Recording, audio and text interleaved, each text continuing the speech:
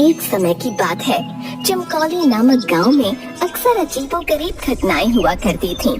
गांव वालों का मानना था कि उनका चमकौली गांव शापित है। जब भी कोई गांव वाला गांव के जंगल में जाता तो वो जिंदा नहीं बचता।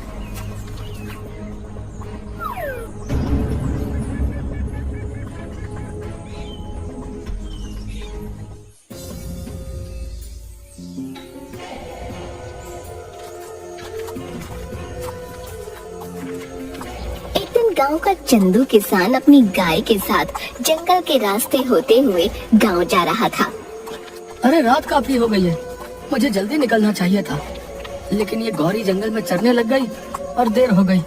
गौरी, अब चल जल्दी से, इस जंगल में बहुत अनहोनी घटनाएं होती रहती हैं। चंदू डरता हुआ अपनी गाय के साथ थोड़ा आगे बढ़ता है तो उसे पेड़ के नीचे एक बुढ़िया घूंघट ओढ़े दिखाई देती है, जो देखने में काफी डरावनी लग रही होती है।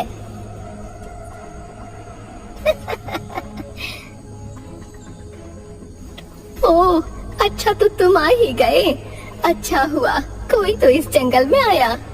बहुत दिन हो गए किसी इंसान का खून नहीं पिया। आज तो मजा आ जाएगा, शिकार खुद चल कर आया है।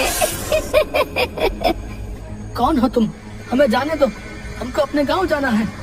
ये सब सुनकर चंदू बहुत डर जाता है और वहाँ से अपनी गाय के साथ भागने लगता है।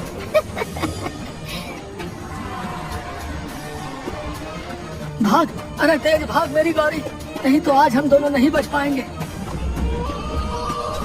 तभी वो घूंघट वाली बुढ़िया उसके सामने आ जाती है।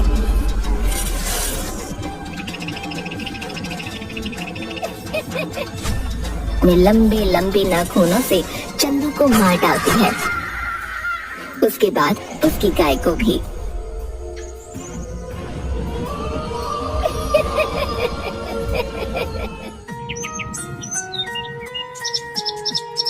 अगली सुबह ये खबर गांव वालों को पता चलती है। गांव के लोग ये जानकर बहुत हैरान हो जाते हैं। अरे भैया, सुना है उस घूंघट वाली बुढ़िया ने कल रात चंदू किसान और उसकी गाय को मार डाला। भैया, ये तो अच्छा नहीं हुआ भैया। हाँ भैया, अब तो इस गांव में रहते भी डर लगता है, लेकिन क्या करे भैया, गांव छोड़कर भी तो नहीं जा सकते ना।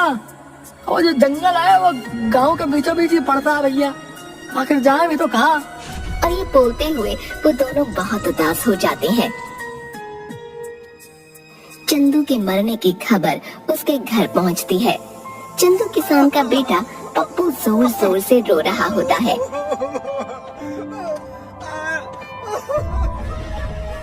अरे अरे, अब बस भी कर दे रोना तू। तेरा बाप तो तुझे छोड़कर चलता बना मेरे ऊपर। आखिर मैं कहाँ से खिलाऊंगी तुझे रोटी? मेरा तो खुद एक बेटा है, और तेरे बाबा जो आज तक एक पैसा भी नहीं जोड़ पाए छोड़ गए तुझे मेरे ऊपर। नहीं नहीं, अब मैं तुझे अपने पास नहीं रख सकती। हाँ, निकल जा यहाँ से। अरे हाँ माँ, निकालो इसे यहाँ से। पिताजी का सबसे लाडला बना फिरता था, अब आएगा मजा। अरे नहीं नहीं माँ, ऐसा मत कीजिए, मैं आखिर कहाँ जाऊंगा माँ? ऐसा मत कीजिए माँ, पिताजी के बाद अब आप ही मेरा सहारा है माँ। अरे वो सब मैं कुछ नहीं जानती, समझा? तुझे इस घर से जाना ही होगा, जा यहाँ से। जिसके बाद पप्पू वहाँ से बड़े उदास मन से चल देता है।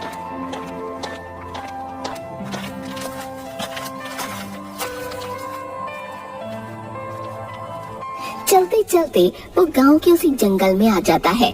जैसे ही पप्पू अंदर जंगल में जाता है, उसे डरावनी आवाजें सुनाई देने लगती हैं। वो बहुत डर जाता है। अरे अरे, ये कैसी अजीब सी आवाज है, मुझे तो बहुत डर लग रहा है। हे भगवान, इस गांव से बाहर जाने का एक यही रास्ता है जो जंगल से होकर गुजरता है। हे भगवान, मेरी सहायता कीजिए, अभी तो मुझे बहुत भूख भी लगी है। हाँ, और जिस ओर से डरावनी आवाजें आ रही होती हैं, उस ओर चल देता है। तभी वो देखता है कि वहीं पेड़ के नीचे घूंघट में एक बुढ़िया बैठी है। आ गया तू, अब मुझे एक नया शिकार मिल गया। उसकी ये बात सुनकर पप्पू काफी डर जाता है। हे भगवान, अब मैं क्या करूं?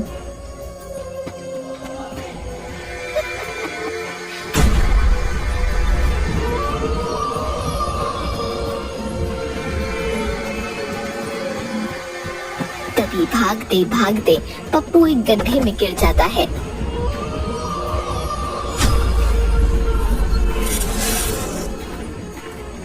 जैसे ही पप्पू उस गड्ढे में गिरता है, वो एक ऐसी जगह पहुंच जाता है जहाँ बहुत रोशनी होती है। काफी बड़े बड़े पेड़ होते हैं और उन्हीं पेड़ों के पास एक बहुत ही सुंदर नदी होती है। वहाँ आसपास अलग अलग तरह के पक्षी और जानवर घूम रहे होते हैं। सबको देख पप्पू हैरान रह जाता है। अरे ये मैं कहाँ गया हूँ? ऐसा अजीब सा जंगल तो मैंने कभी नहीं देखा।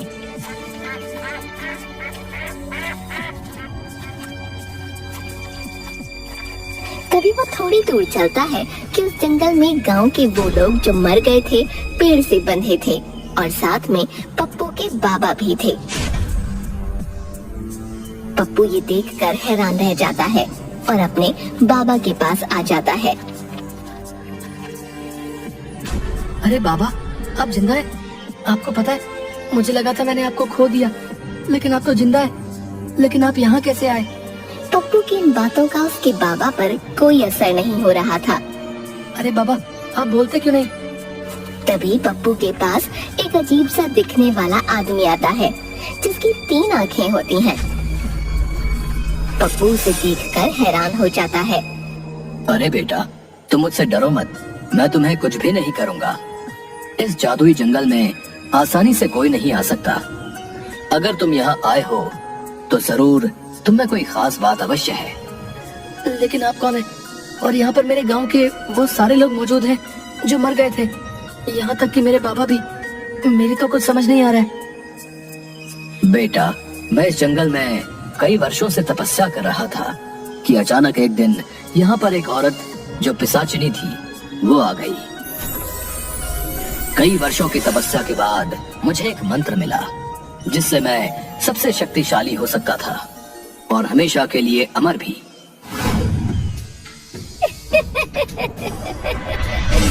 लेकिन इस बात की खबर उस पिशाचिनी को लग गई और यहाँ मुझे मारने आ गई। मैं पिशाचिनी हूँ। मुझे पता चल गया है कि तेरे पास वो जादुई मंत्र है। मुझे वो जादुई मंत्र बता, मैं इस दुनिया में अमर होना चाहती हूँ। उस समय अगर मैं पिशाचिनी को जादुई मंत्र नहीं बताता तो वो मुझे मार डालती, इसलिए मैंने उसे वो जादुई मंत्र बता दिया। लेकिन क्योंकि वो एक पिशाचिनी औरत थी, इसलिए उसे अमर होने के लिए उस जादुई मंत्र के साथ साथ कुछ लोगों के खून की भी जरूरत थी, जिनका खून पीकर वो अमर हो सकती थी। तब से ही पिशाचिनी अपना भेष बदलकर अलग अलग गांव में जाती है और लोगों को मारकर उन्हें यहाँ इस जंगल में ले आती है और उनका सारा खून पी जाती है।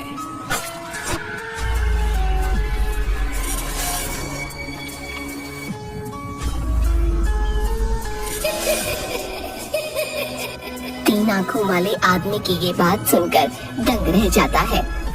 तो क्या अब मेरे बाबा और मेरे गांव के सभी लोग कभी जिंदा नहीं हो पाएंगे? बेटा, जिंदा हो सकते हैं, लेकिन इसके लिए तुम्हें एक कठिन राह से गुजरना होगा। वो घूंघट वाली औरत ही पिशाचिनी है जो तुम्हारे गांव के लोगों को मारा करती है। अब बस उसे कुछ ही लोगों के खून की जरूरत है, जिसके बाद वो उस जादुई मंत्र से अमर हो जाएगी। अगर ऐसा हुआ तो तुम कभी भी अपने पिता और बाकी गांव वालों को कभी जिंदा नहीं कर पाओगे। सिर्फ एक ही रास्ता है जो उस घूंघट वाली पिशाचिनी को अमर होने से रोक सकता है, लेकिन राह बहुत कठिन है। मुझे वो राह बताएं। मैं अपने बाबा और गांव वालों को फिर से जिंदा करना चाहता हूँ। बताएं मुझे क्या करना होगा। तभी वो तीन आंख वाला आदमी पप्पू को एक जल का लोटा देता है।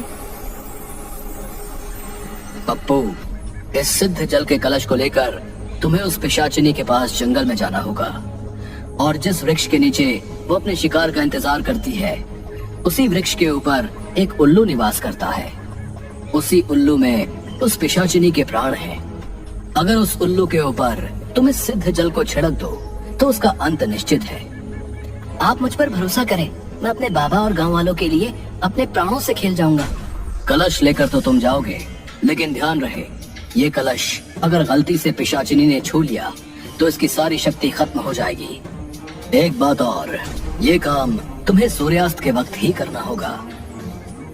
अगर उस पहर से पहले तुम काम न कर पाए तो रात होते ही उल्लू वहाँ से उड़ जाएगा। उसके बाद उसका पता लगा पाना बहुत मुश्किल होगा। आपके कही सब बातों का मैं ध्यान रखूंगा। अब आप मुझे आज्ञा दें। तुम अपने कार्य में कामयाब होकर लौटो।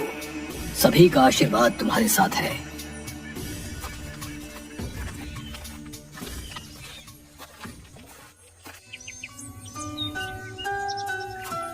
उसके बाद पप्पू जंगल में ठीक उसी जगह सूर्यास्त से पहले पहुंच जाता है। मैं उस पिशाचिनी को किस तरह इस पेड़ के नीचे से हटाऊं? अगर मैं इसके सामने गया तो ये मेरे पीछे पड़ जाएगी और इस कलश को भी तोड़ना चाहेगी। हे भगवान, मेरी मदद करो। तभी उसके सामने उसकी गाय गौरी, जिसको पिशाचिनी ने मार दिया होता है, वो आ जाती है। अरे गौरी, तुम आ गई। हाँ पप्पू, मैं तुम्हारी मदद करने आई हूँ। अब मैं तुम्हारा रूप लेकर पिशाचिनी के सामने जाऊंगी, जिससे वो मेरे पीछे भागेगी। तब तुम पीछे से जाकर उस पेड़ पर बैठे उल्लू पर इस सिद्ध जल को छिड़क देना, जिससे ये पिशाचिनी का अंत हो जाएगा। ठीक है, मैं बिल्कुल वैसे ही करूँगा। उसके बाद गौरी पप्पू का रूप ले लेती है। पिशाचिनी के सामने जाकर, इधर देखो बूढ़ी पिशाचिनी, आओ मेरे पास। अरे ये क्या देख रही हूँ? आज मेरा शिकार मुझे खुद बुला रहा है। आज तो आनंद आ जाएगा। उस दिन तुम कहीं भाग निकले थे, आज तुम्हें कोई नहीं बचा पाएगा। हाँ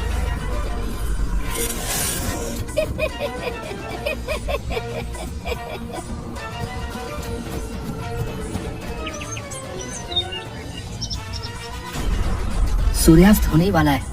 यही वक्त है जब मुझे उस उल्लू पर जल छिड़क कर इस पिशाचिनी का अंत करना होगा। पप्पू झट से उस पेड़ पर चढ़ जाता है और देखता है कि एक बहुत भयानक सा उल्लू पेड़ की डाल पर बैठा हुआ है। पप्पू कलश से जल उस पर छिड़क देता है, जिससे उल्लू जलकर खाक हो जाता है। और वहीं दूसरी ओर पिशाचिनी गौरी के पीछे भागते हुए जलने लगती है। अरे ये क्या हो रहा है? मेरा शरीर कैसे जल रहा है? धोखा, मेरे साथ धोखा हुआ है। नहीं, किसी को नहीं छोड़ूंगी। बचाओ।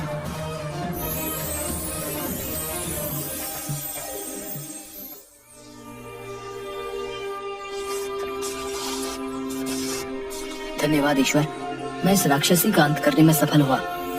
उसके खत्म होते ही पप्पू के बाबा और सभी गांव वाले उस 3 आंख वाले आदमी के साथ वहां आते हैं, जिन्हें देखकर पप्पू बहुत खुश हो जाता है। अरे बाबा, आप जिंदा हो गए। मेरे प्यारे बाबा, देखो मैं आपको अपने पास फिर से ले आया। हाँ मेरे बच्चे, देख मैं तेरे पास आ गया हूँ। वाह पप्पू, तुम सच में बहुत बहादुर और साहसी हो। तुमने उस पिशाचिनी घूंघट वाली बुढ़िया को हमेशा के लिए मुक्त कर दिया है। अब वो बहुत दूर जा चुकी है। अब तुम्हारा गांव शापित नहीं रहा बेटा। अब किसी भी गांव वाले की मौत नहीं होगी, और ये सब तुम्हारे ही कारण हो पाया है। ये सुनकर वापस जिंदा हुए सारे गांव वाले भी पप्पू का धन्यवाद करने लगते हैं।